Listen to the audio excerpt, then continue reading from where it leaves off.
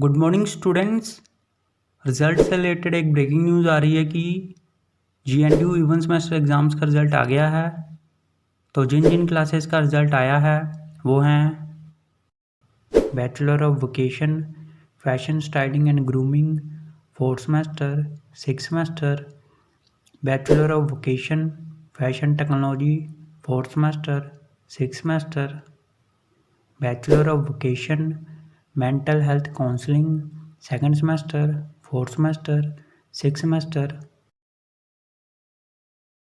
तो सभी students GNDU की ऑफिशियल वेबसाइट पर जाकर अपना अपना रिजल्ट चेक करें gnu.ac.in पर। ऑल दी बेस्ट सभी स्टूडेंट्स को। उम्मीद है कि आप सबका रिजल्ट बहुत ही अच्छा आया होगा और सभी स्टूडेंट्स पास होंगे।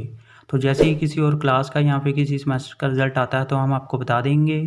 तब तक इस वीडियो को लाइक कर दो, शेयर कर दो, चैनल सब्सक्राइब कर दो और बेल आइकन ज़रूर प्रेस कर देना। Thank you.